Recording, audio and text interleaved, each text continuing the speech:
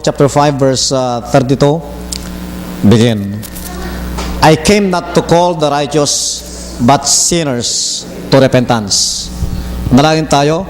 Ama naming banal at makapangyarihan sa lahat, lumalapit kami, Panginoon, sa inyo sa umagang ito.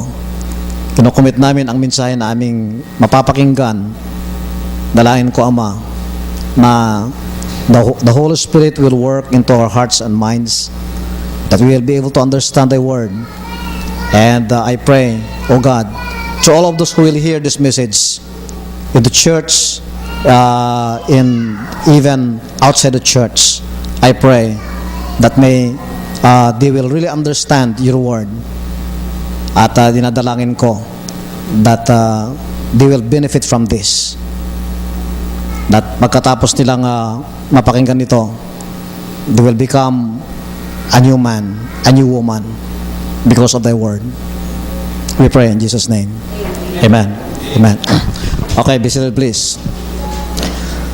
Ang ating pag-aralan, ito ang title, Repentance because of grace is better than repentance because of law.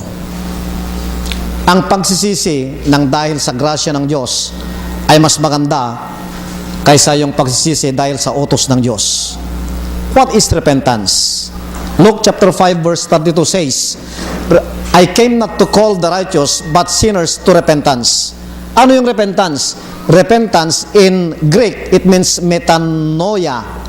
Sabihin nga, metanoia, begin. Okay, at least meron kayong alam na isang Greek. Ano na yon? Metanoia. Metanoia is a Greek word which means reversal of thinking. Wow, reversal of thinking. Paano yon? Gusto mong magnakaw, pero i-reverse mo yung thinking mo, hindi ka na magnanakaw. That is repentance. Amen? Ang nasa isip mo, ikaw ay maliligtas sa pamamagitan ng pagsunod sa kautusan. I-reverse mo yung utak mo, hindi pala ako maliligtas sa pagsunod sa kautusan, kundi sa pananampalataya lang sa Panginoong Hesus. Repentance. Amen? Repentance, metanoia, means reversal of thinking. Number 2, what is goodness in Romans chapter 2 verse 4? Romans 2 verse 4, basahin natin, begin. Or despiseth thou the riches of His goodness and forbearance and long-suffering, not knowing that the goodness of God leadeth thee to repentance? Goodness, the word goodness here in Greek, it means Christos. Sabi nga, Christos, begin. Oh, mayroon kayong pangalawang Greek na nalaman ngayon, ano? Christos. Ano ang ibig sabihin ng Christos na yan? Christos is a Greek word which means goodness, easy, better, kind, gracious. Kaya nga dito sa 1 Peter chapter 2 and the verses 3, nakalagay diyan, if so be ye have tasted that the Lord is gracious, Christos. So, yung goodness sa Romans chapter 2 and the verses 4 at saka yung gracious dito sa 1 Peter chapter 2 verse 3, pareho ang Greek word. Ang Greek word niyan ay Christos, which means goodness, easy, better, kind, gracious. Bumalik tayo doon sa title, Repentance because of grace is better than repentance because of law. Number 3. Ito, number 3. What is grace? John chapter 1 verse 17. Basa, begin. For the law was given by Moses, but grace and truth came by Jesus Christ. Ano yung grace dyan? Ang pangatlo na Greek word na inyong malalaman ngayon ay ang Greek word na charis. Sabi nyo nga, charis. Okay. Ang ibig sabihin ng charis or translated grace in the Bible, it means unmerited favor. Sabi nga? Unmerited favor. Okay, charis, unmerited favor. Grace yan ang ibig sabihin. Now, what is law? Okay. Law. John chapter 1 verse 17. Basahin natin. Ready? Begin. For the law was given by Moses, but grace and truth came by Jesus Christ. Kanina, nakita natin yung grace with is charis. Ngayon, tignan natin ang law. Ang law, in the Greek word, it means nomos. Sabihin, nomos. Okay. Nomos means law, command, mandate, regulation. Okay, command, mandate, regulation, law, nomos. Ngayon, number 5. Repentance because of grace. So, alam na natin yung repentance. What is repentance? It means reversal of thinking. Okay. Ano yung grace? Unmerited favor. So, if repentance is reversal of thinking and grace is unmerited favor, what is repentance because of grace? Repentance because of grace, it is the reversal of thinking because of unmerited favor. Amen? Amen? I-reverse mo yung pag-iisip mo dahil sa pabor na natanggap mo na hindi mo karapat-dapat na matanggap yan. Okay. As the prodigal son. Nakagaya ng prodigal son sa Luke chapter 15, 11 to 19. Alam mo, yung prodigal son, kung napakinggan nyo na yung prodigal son na ito, ay ito yung isang anak ng isang ama, dalawa ang anak ng kanyang ama, pero yung kanyang bunsong anak, ang tawag natin dyan ay prodigal. Bakit? Ito ang istorya. Basahin natin. Okay, 15, 11 to 19. Basahin natin. Verse 11, begin. And he said, a certain man hath 2 sons. And the younger of them said to his father, Father, give me the portion of goods that falleth to me. And he divided unto them his living.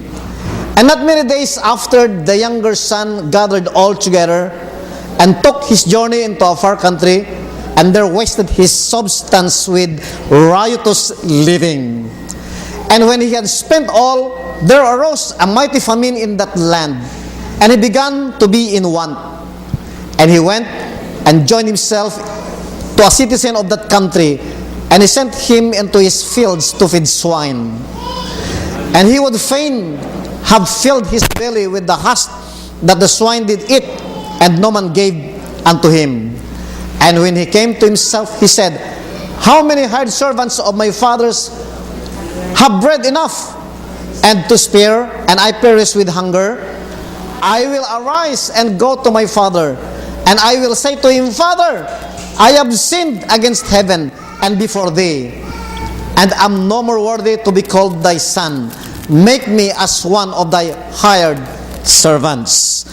Itong anak na ito na Suael, prodigal, who wasted his money with riotous living, ay nagsisi. He repented. Amen? Amen? He changed his mind. There is what we call a repentance. There is what we call a reversal of thinking. Why is it that there is a reversal of thinking? Ang thinking niya noon ay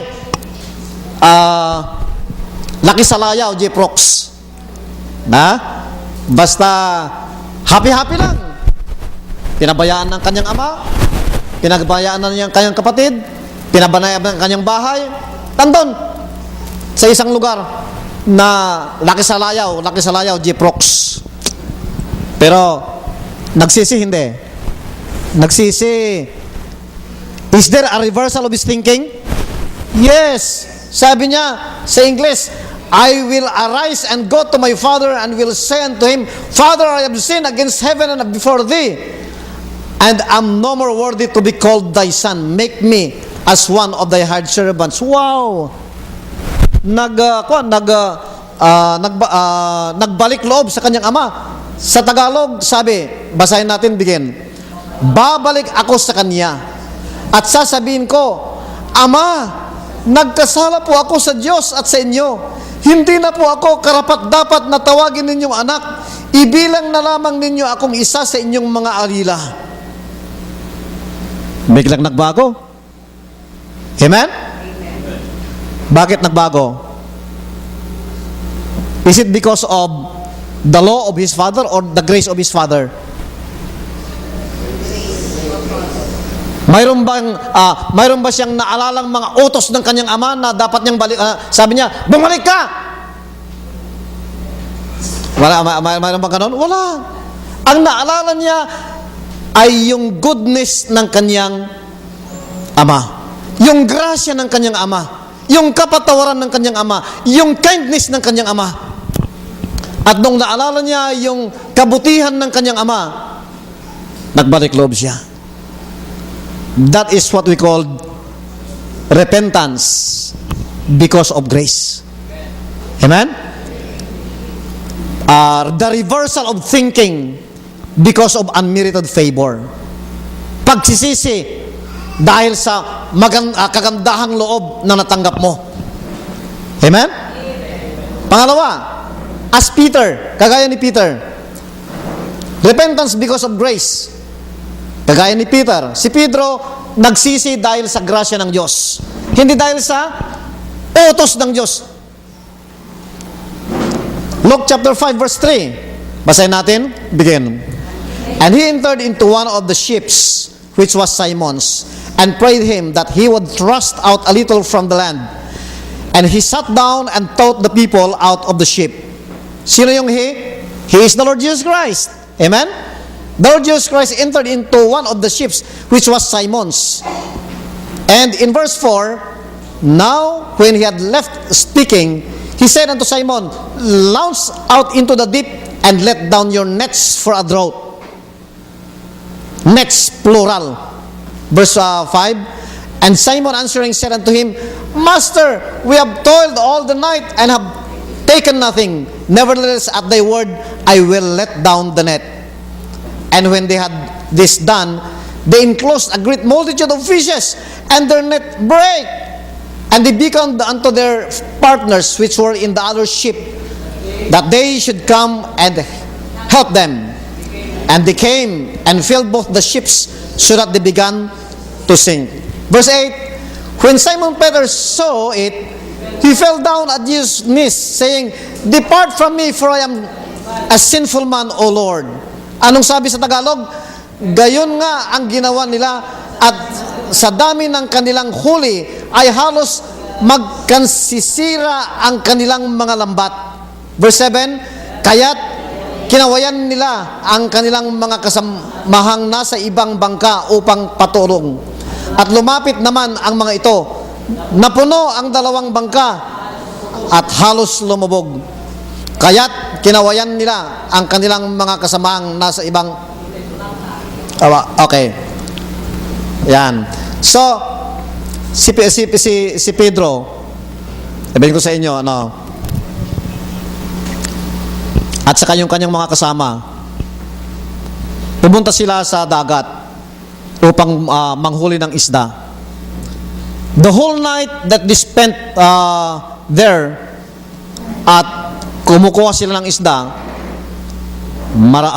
sila ay they are trained fishermen.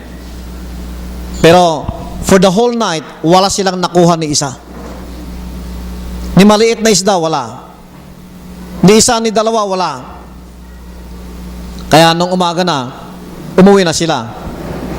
At nung nandun na sila sa shore, dumating ang Panginoon. Pagdating ng Panginoon, dumating din maraming tao. Bakit? Gusto nilang makinig sa mensahe ng ating Panginoong Hesus. Siyempre, ang Panginoong Hesus, paano siya makapag-preach kung ang daming tao sa paligid? Kaya, ang Panginoong Hesus ay pumunta doon sa isang bangka. At ang napili niyang bangka ay bangka ni Peter. Sabi ng Panginoon kay Peter, Peter, itulak mo nga ng konti itong bangka mo doon sa medyo malayo. Bakit? Siyempre, upang yung mga tao, hindi siya dumugi ng mga tao. Kaya tinulak ni Peter. Pagtulak, nag-preach ang Panginoong Hesus. Pagkatapos nag-preach ang Panginoong Hesus, and then, sabi ng Panginoong Hesus kay Peter, Peter, yung mga nets mo na yan, pumunta kayo doon sa medyo malalim, ibaba mo, at makakakuha ka ng maraming isda. Anong sabi ni Peter? Panginoon, nasubukan na namin yan. For the whole night, paulit-ulit, ganun ang ginawa namin. Ibaba yung net, kunin, tignan namin kung may nakuha, wala. Ibaba uli, kunin, tignan kung may nakuha, wala. Ibaba naman, kunin, tignan kung may nakuha, wala.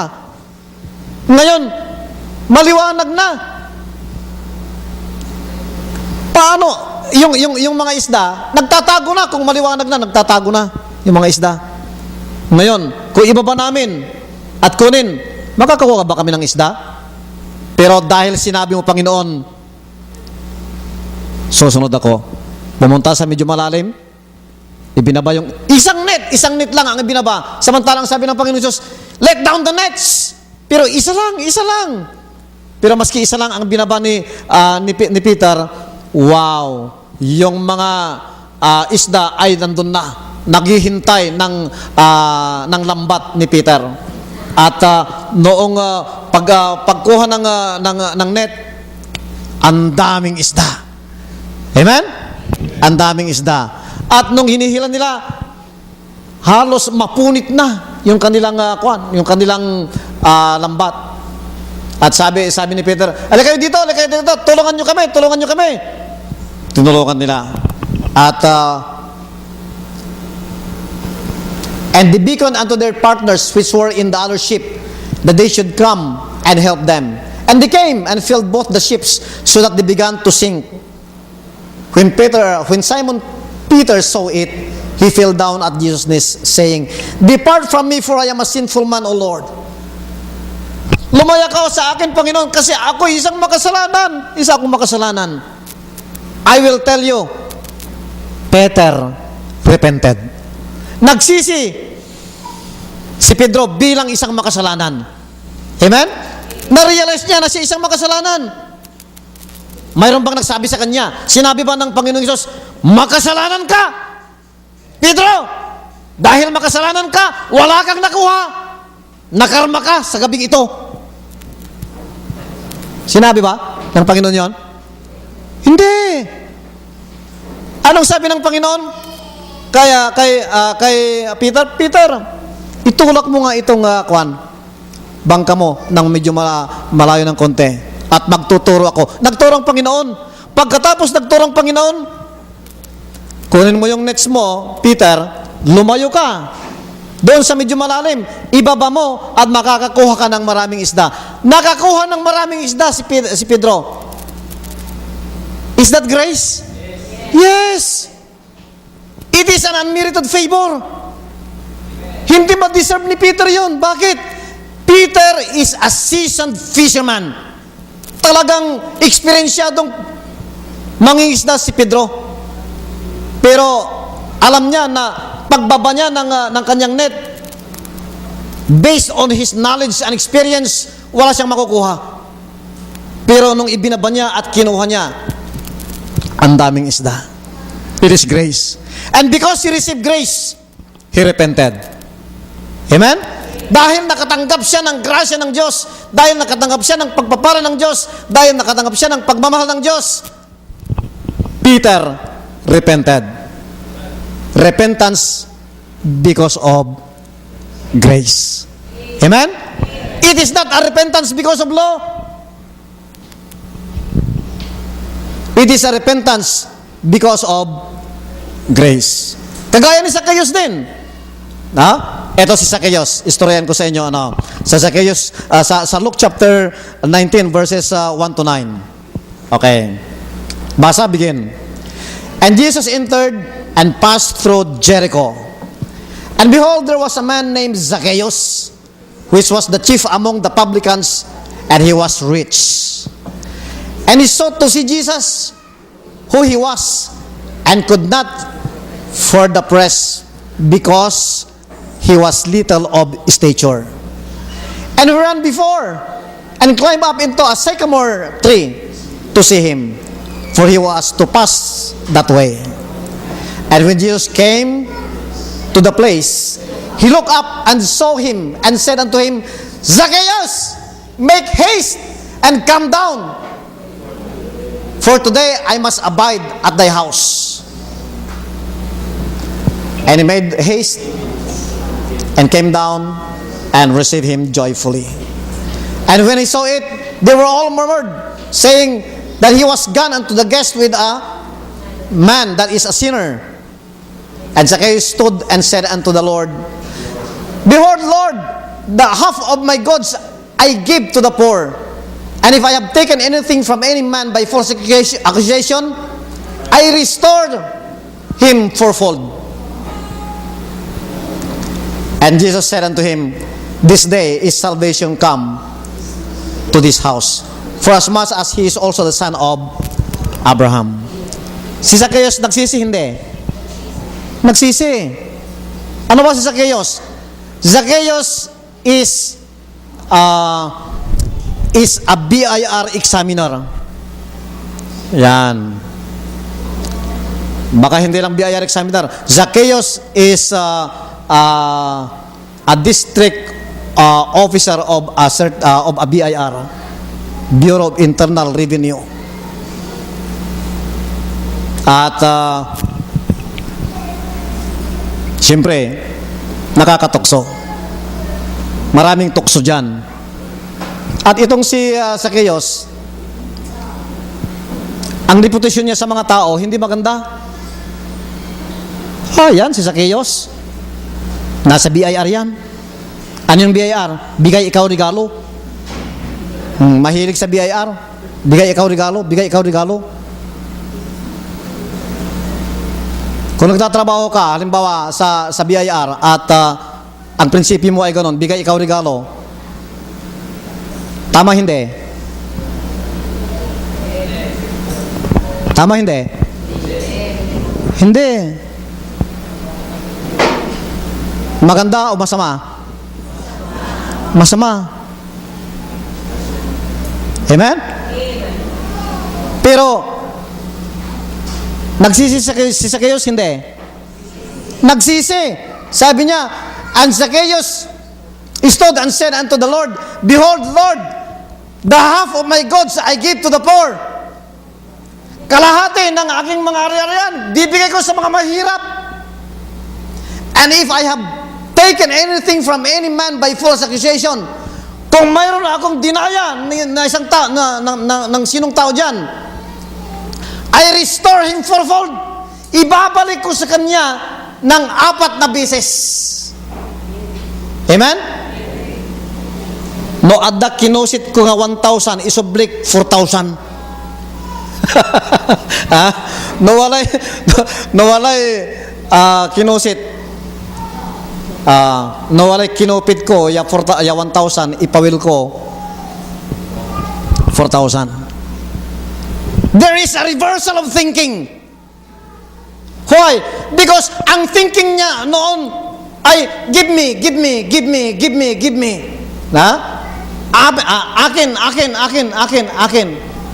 Amin. Amon. Mo iti amon? Swapang. Pero ngayon, there is a reversal of thinking. There is repentance. Half of my goods I will give to the poor. And if I have taken anything from any man by false accusation, I will restore unto him 4 times.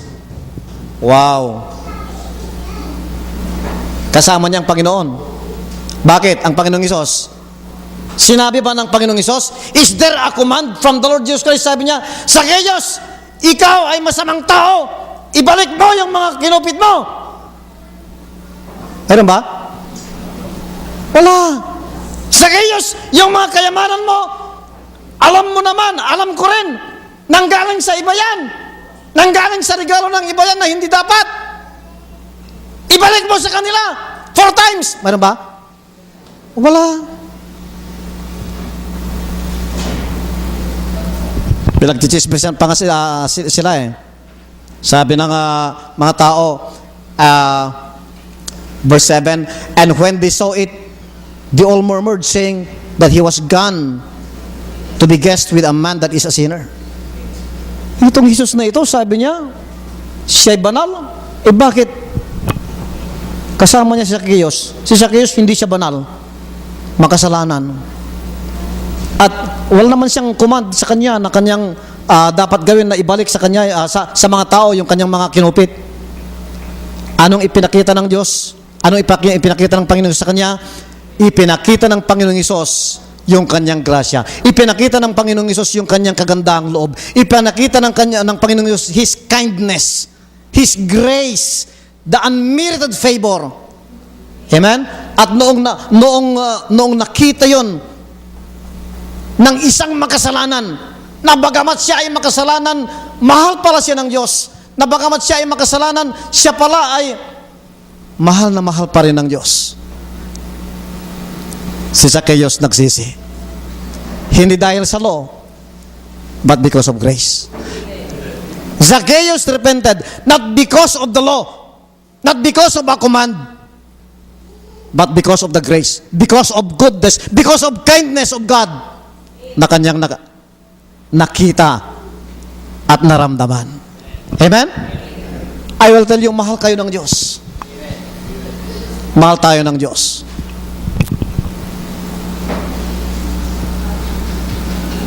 Kaya nga sabi ng Panginoong Hesus, and Jesus said unto him, this day salvation is come to this house. Tumayo si Zacchaeus at sinabi, Panginoon, ibibigay ko po sa mga dukha ang kalahati ng aking ari-arian. At kung ako'y may nadayang sinuman, 4 na ibayo ang isa sa uli ko sa kanya. That is a sign of repentance. Repentance not because of the law. Repentance not because of a command. But repentance because of the grace of God. Repentance because of the goodness of God. Repentance because of the kindness of God. Sino pa? The woman caught in adultery. Sino na yung tatlo? Peter. Yung isa? The prodigal son. Pangatlo? Zacchaeus. Pangapat? The woman caught in adultery. In John chapter 8 verses 4 to 11. Basahin natin. Begin. They say unto him, Master, this woman was taken in adultery in the very act. Bira, no? Itong babaeng ito, talagang natagpuan namin. Mayroong asawa itong babaeng ito, pero nakikipagtalik sa isang lalaki. Huling-huli namin sa actual, in the very act. Kaya hindi siya magkapagkaila. Hindi niya sabing hindi. Kasi nakita namin in the very act. Amen? Now, Moses in the law commanded us that such should be stoned. But what sayest thou? According to the law of Moses that is found in the Bible, this woman should be stoned. Dapat batuin ito hanggang mamatay. Salat itong babaeng ito. This said, tempting him that they might have to accuse him. But Jesus stooped down and with his finger wrote on the ground as though he heard them not. So when they continued asking him, he lifted up himself and said unto them, He that is without sin among you, let him first cast a stone at her. And again he stooped down and wrote on the ground. And they which heard it, being convicted by their own conscience, went out one by one, beginning at the eldest, even unto the last. And Jesus was left alone, and the woman standing in the midst. When Jesus had lifted up himself, and saw none but the woman, he said unto her, Woman, where are those thine accusers? Hath no man condemned thee? She said, No man, Lord. And Jesus said unto her, Neither do I condemn thee. Go and sin no more. Amen? Itong babaeng ito ay huling-huli na nakikipagtalik sa isang lalaki, samantalang itong babaeng ito ay may asawa. Adultery ang tawag dyan. Ngayon, according to the law of Moses, sabi nila, dapat batuin ito. Batuin ito dapat hanggang mamatay. Pero ikaw, Jesus, ano naman ang sabi mo? Batuin man na ba namin? O, nanggigigil na yung mga tao na kung yung bato, halimbawa, ito yung bato, talagang nakaredy na silang batuin siya. Na? Baka hindi lang tigi isang bato ang nasa kanila, baka tagdadalawa pa na bato ang nasa kanilang kamay. Why? Because according to law, she should be stoned. Pero ang Panginoong Hesus, anong ginawa ng Panginoong Hesus? Nandun siya, nagsusulat siya doon sa floor. At itong pinagsusulatan pa niya pala, according to Bible scholars, ay hindi ground. Ito ay bato, ito ay bricks. Matigas. Ano ibig sabihin? Ibig sabihin ng Panginoon, kayo, nagmamalaki kayo na alam nyo ang law. Hindi nyo ba alam na ako yung gumawa ng law na yan? The law of Moses was written in a stone. Amen? Sino makapagsulat sa stone? It is God. Tayo makapagsulat tayo sa papel. Pero ang Panginoong Hesus, ang Diyos, nung ginawa niya yung Ten Commandments, He wrote it on a stone. Ngayon, nagmamalaki kayo. Akong gumawa niyang lalo na yung sinasabi nyo. O, tignan nyo, magsulat ako dito sa flooring ng temple. Magsulat siya. Amen? Hindi yung soil. And then, makulit sila. Panginoon, batuin na ba namin? And then, parang wala siyang narinig. Nagsusulat. Uli. Sabi niya, kung sino yung walang kasalanan sa inyo, siya ang dapat na unang bumato sa babaeng yan. And then bumalik, nagsulat for the second time. Bakit? The Ten Commandments, the law of Moses, was given by God through Moses 2 times. Because the first copy, hindi Xerox copy, stone copy, the first copy of the Ten Commandments, Moses broke. Hindi pinunit. Talagang ibinato ni Moses yung tablet. Hindi yung tablet na ngayon yung binibenta na parang computer Hindi yung tablet. Yung stone tablet na kung saan isinulat ng Diyos yung Ten Commandments, ibinato ni Moses doon sa mga Israelites. Why? Because the Israelites, nung nawala lang si Moses ng ilang araw, nakalimutan na nila ang Diyos. Ang Diyos na nila ay yung ginawa ni Aaron na baka. Yan. So, the first set of the commandments of God, the Ten Commandments written by God on a stone, Moses broke. Kaya, Moses broke all the Ten Commandments. He is the first person who broke the Ten Commandments. Amen? Kaya nga isinulat muli ng Diyos yung Ten Commandments. Ang Panginoong Hesus andyan. He is writing on the stone twice also. Sabi niya, kung sino yung walang makasalanan sa inyo, siyang unang bumato. And then sabi na nga, sino bang walang kasalanan dito? Sino bang walang kasalanan? Naisip ng pinakamatanda, kung pinakamaraming kasalanan dito akong pinakamatanda, akong pinakamaraming kasalanan. Excuse me. Umalis na siya. Binitawan yung kanyang bato at umalis.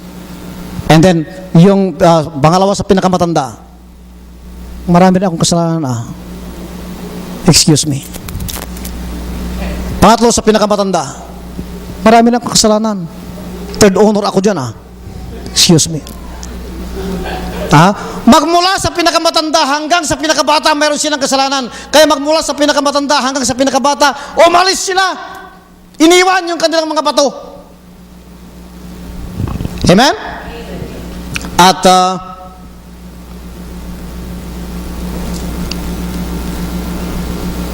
sabi ng Panginoon, nagtanong. So kaya sabi dito sa verse 9, And they which heard it, being convicted of, by their sins, by their own conscience, went out one by one, beginning at the eldest, even unto the last.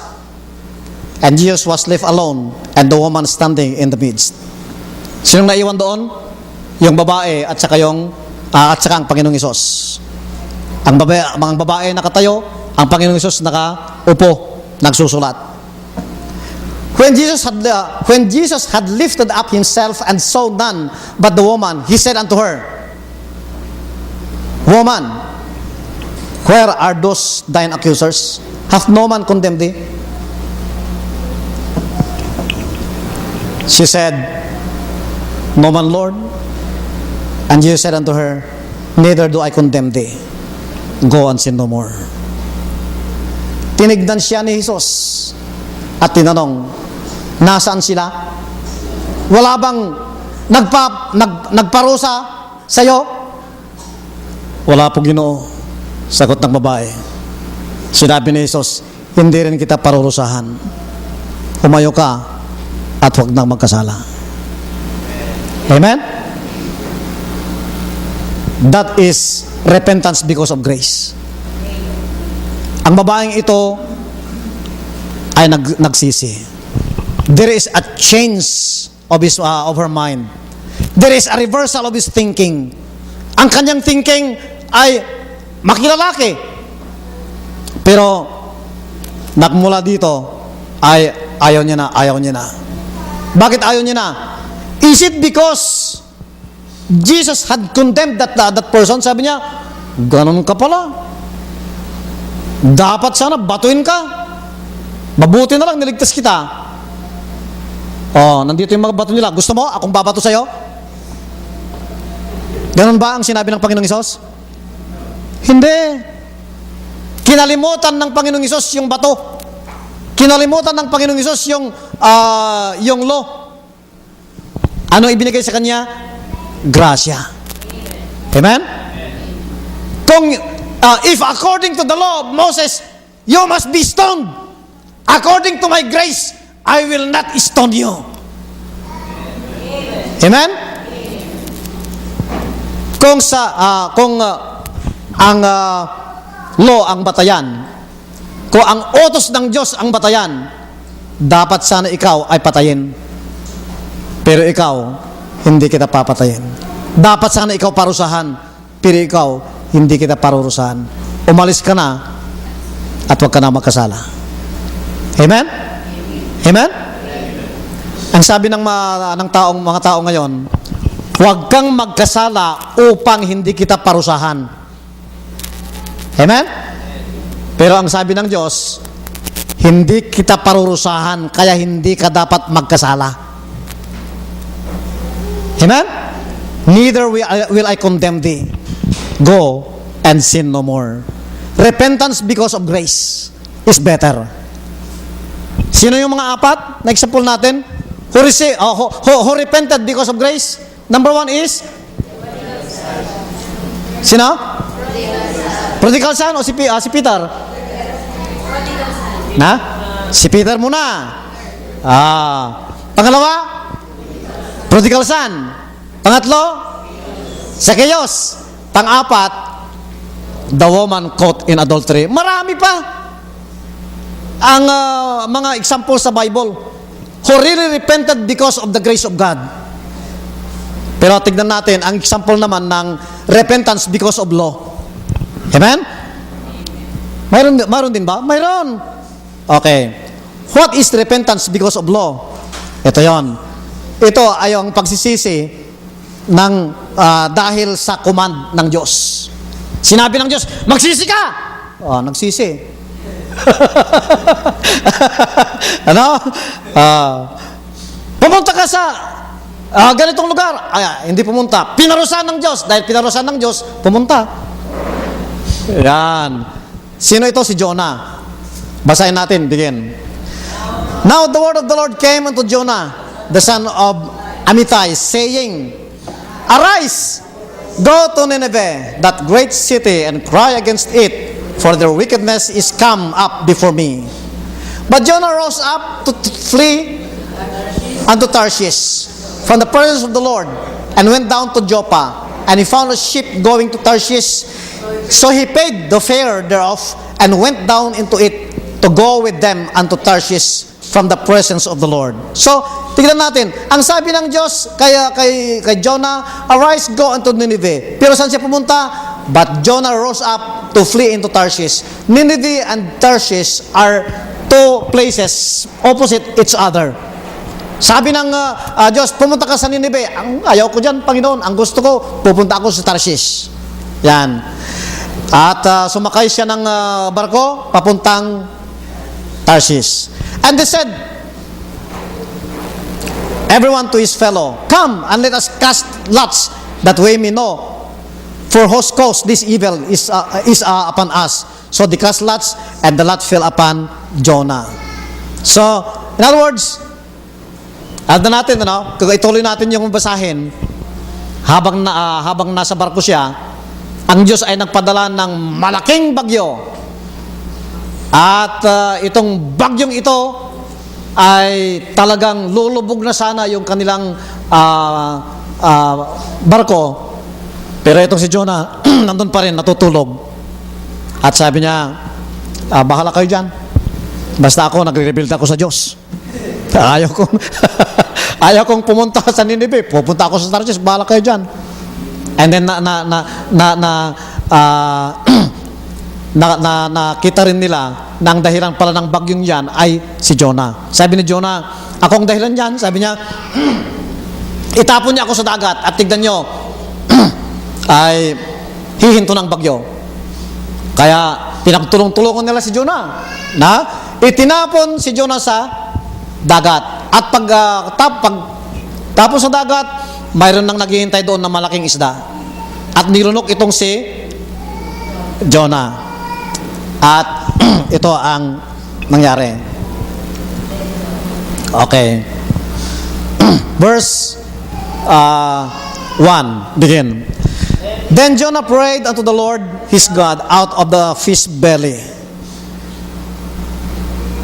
and said, I cried by reason of mine affliction unto the Lord, and he heard me. Out of the belly of hell cried I, and thou heardest my voice. For thou hadst cast me into the deep, in the midst of the seas, and the floods compassed me about. All my billows and my waves, and thy waves passed over me. Then I said, I am cast out of thy sight, yet I will look again toward thy holy temple. Subli ang apo, sabi niya.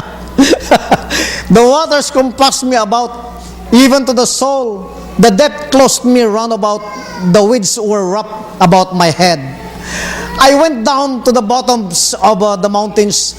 The earth with her bars was about me forever.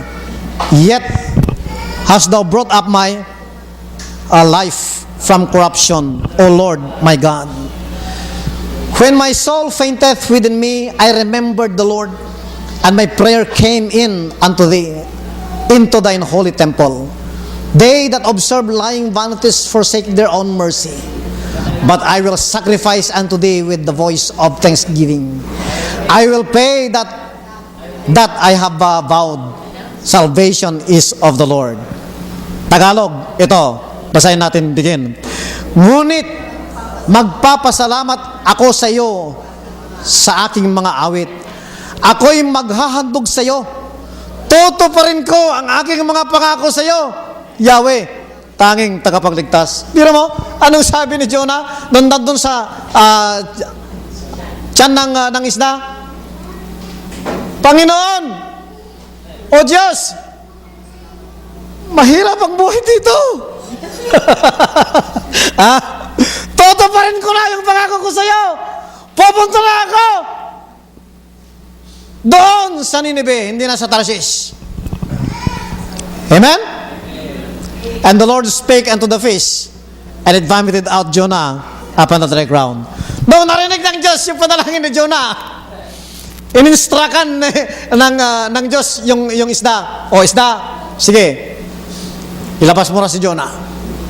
At inilabas si Jonah. Sabi ng ng malaking isda, si Jonah ay lumabas. Nandun na. he is already in the dry land. And Jonah began to enter into the city, a day's journey. Naglakad si Jonah, isang araw na naglakad. At pagkapasok doon sa Nineveh, and cried and said, "Yet 40 days and Nineveh shall be overthrown." Ang mensahe niya, yan lang.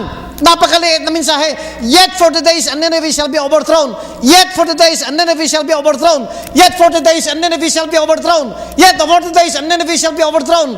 Magbilang kayo ng 40 araw. Pagkatapos ng 40 araw, itong Nineveh ito, lulubog na, nakagaya ng Sodom and Gomorrah. Sige.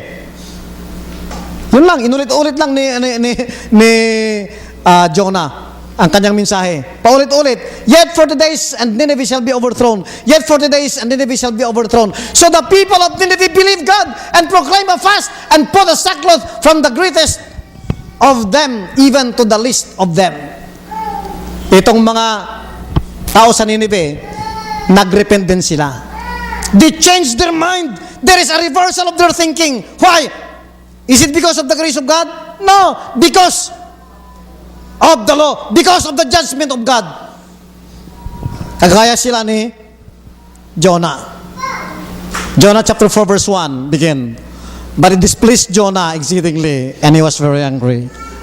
Noong nagsisi yung mga tao sa Nineveh, instead na masaya si Jonah, hindi, malungkot.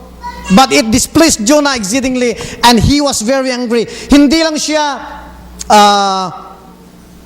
malungkot, galit pa siya. Bakit galit siya? Basa, begin. And he prayed unto the Lord and said, I pray thee, O Lord, was not this my saying when I was yet in my country? Therefore I fled before unto Tarshish, for I knew that thou art a gracious God, and merciful, is slow to anger, and great of great kindness, and repentest thee of the evil. Ito na yung sinasabi ko sa iyo, Panginoon, kaya nga ayaw kong pumunta dito Bakit? Gusto ko sila kasi maparusahan Alam ko kasi na kung pumunta ako dito, sasabihin ko sa iyo, sasabihin ko sa kanila yung pinapasabi mo sa akin, ay magsisisi sila At kung magsisisi sila, patatawarin mo sila.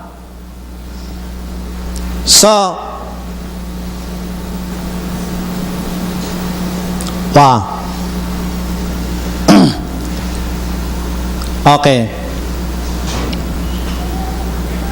Therefore now, okay, verse 2 begin. Verse 3 begin.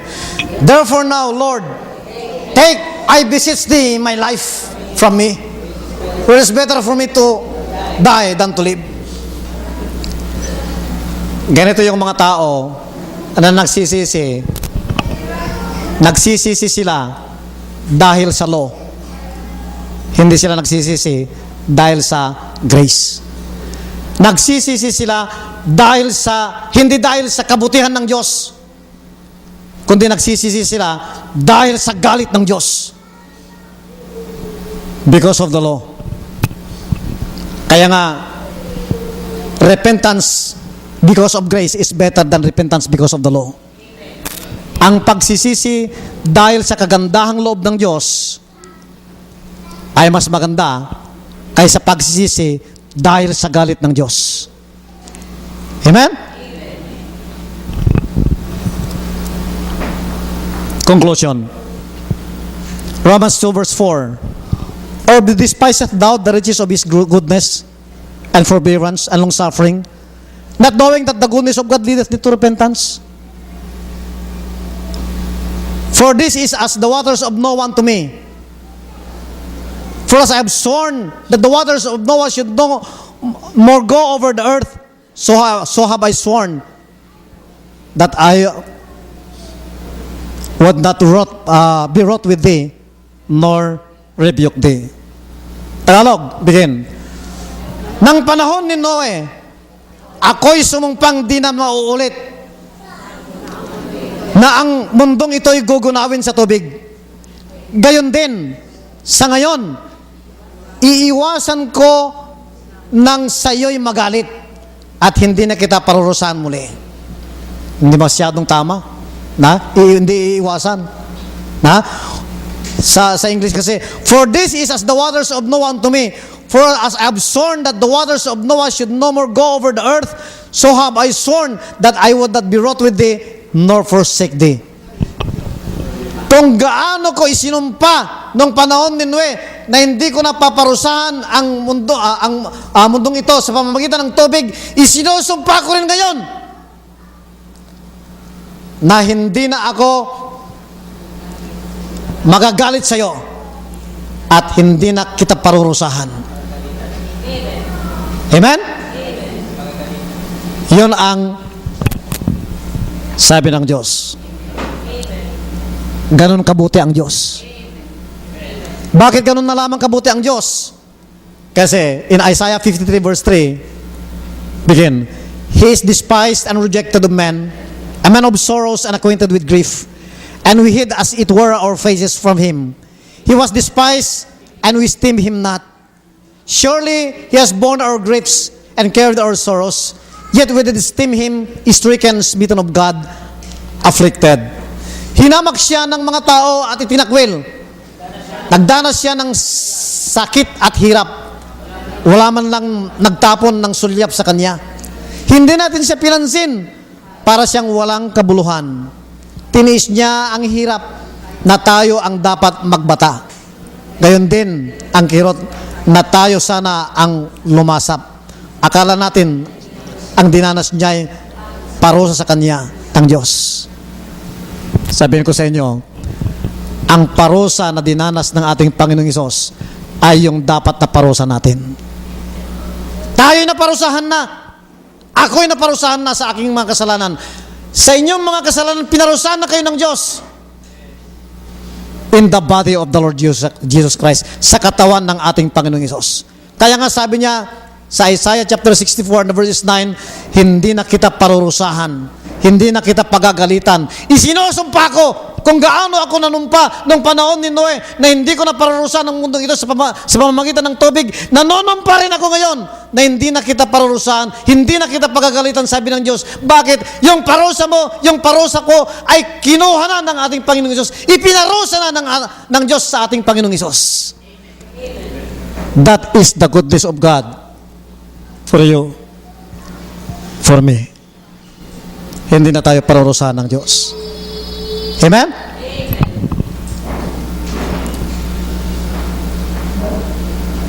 In Luke chapter 15 and the verse 7, basa begin, I say unto you that likewise joy shall be in heaven over one sinner that repenteth, more than over 99 just persons which need no repentance. Sinasabi ko sa inyo, magkakaroon ng higit na kagalakan sa langit dahil sa isang makasalanang nagsisisit tumatalikod sa kanyang kasalanan kaysa 99 na matuwid na hindi nangangailangan ng pagsisi.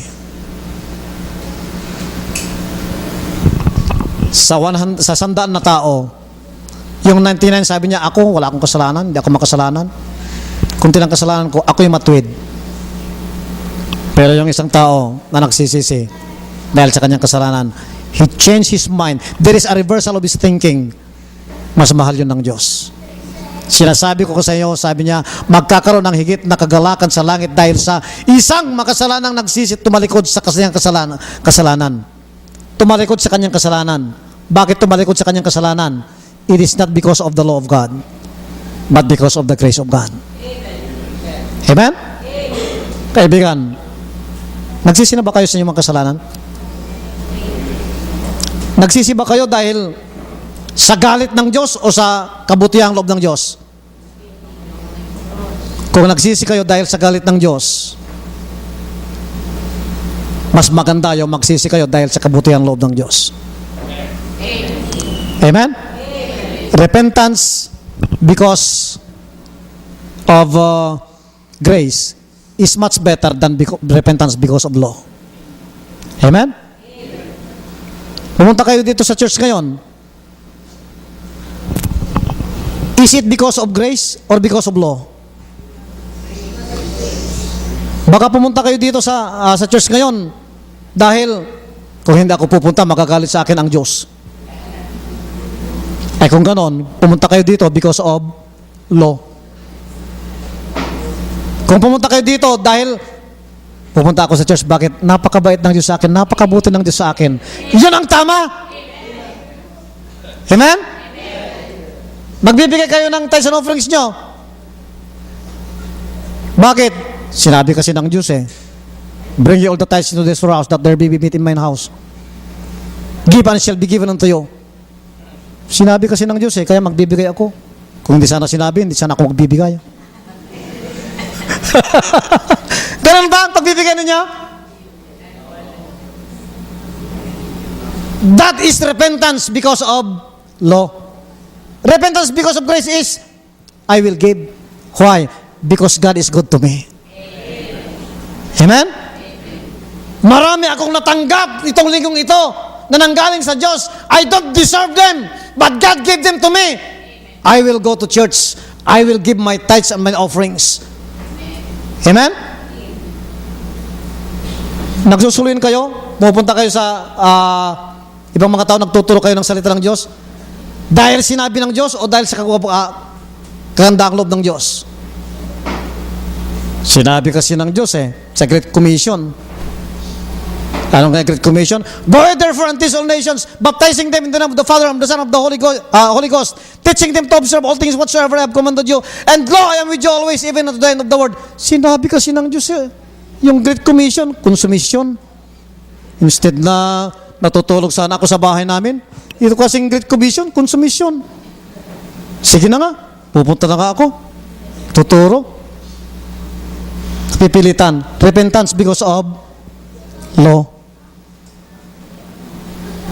Pero, kung pupunta ka because of God's goodness, kung pupunta ka because of God's grace, kung pupunta ka because of God's kindness, pupunta ako, magtuturo ako. Bakit? Napakabait ng Diyos sa akin upang makatanggap din ng ibang mga tao yung kabaitan ng Diyos na aking tinanggap sa aking puso. I will tell you, that is repentance because of grace.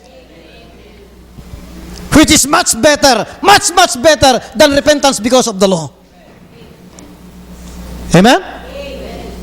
Kaibigan, mahal ka ng Diyos. Nanumpa na ang Diyos, sabi niya, hindi na kita pagagalitan, hindi na kita parurusahan. Bakit? Yung galit ko sa iyo, yung parusa ko sa iyo, iginalit ko na, ipinarusa ko ng lahat sa aking anak na si Jesus. Sabi ng Diyos, hindi na kita parurusahan. Maniwala ka sa Kanya, siyang nagbayad ng iyong kasalanan. Tanggapin mo sa siyang puso. Paano mo tanggapin? A, B, C, D. A, accept that you are a sinner and repent. Tanggapin mo na ikaw ay makasalanan, magsisi ka. Paano magsisi? Magsisi ka na yung mabubuting gawa ay hindi ka niya madala sa langit, kundi ang Panginoon Diyos lamang. Yun ang tamang pagsisi. Believe that Jesus Christ paid the penalty of your sin. Maniwala ka ng Panginoon Diyos, siyang nagbayad ng iyong kasalanan kasi hindi mo mababayaran. Tanggalin mo sa isip mo na mababayaran mo ang kasalanan mo sa pamamagitan ng inyong mabuting gawa. Call on the name of the Lord and receive Him into your heart. Tanggapin mo ang Panginoong Diyos sa puso mo. Tumawag ka sa Kanya. Huwag kang dumipindi sa religion mo, sa grupo mo, sa morality mo, sa pera mo, sa mga ibinibigay mo. Hindi, ang Panginoong Diyos lang. Depend only on Christ for your salvation. Dumipindi ka lang sa Panginoong Diyos sa kaligtasan mo. Wala nang iba. Siya lang. There is no other name given under heaven whereby we must be saved. Wala nang ibang pangalan na ibinigay dito sa mundong ito na maliligtas ang isang tao. Kaibigan, kung gusto mong maligtas, kung gusto mong makapunta sa langit, mahal ka ng Diyos. Magsisikat. Change your mind. Reverse your thinking. Reverse your thinking not because of the law but because of grace. Kung iniisip mo pa noon na ikaw ay maliligtas sa pamamagitan ng inyong gawa, i-reverse mo yan. Hindi pala ako maliligtas sa pamamagitan ng aking gawa. That is repentance. Mahal pala ako ng Diyos.